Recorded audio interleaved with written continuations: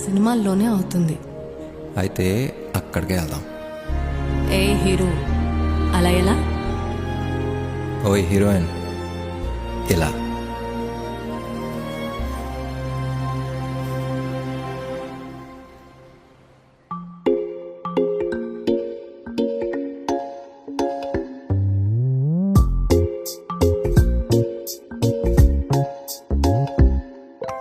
రంగు రంగు తారలన్నీ తొంగి తొంగి ఒక్కసారి చూస్తున్నా ఏంటిలా? పైన లేని వెన్నెలంతా నేల మీదకొచ్చినట్టు నువ్వుంటే చూడవా? మంచువాన నన్ను ముంచనంట, వాన విల్లు మీద ఇల్లు కట్టినెవ్వరంట.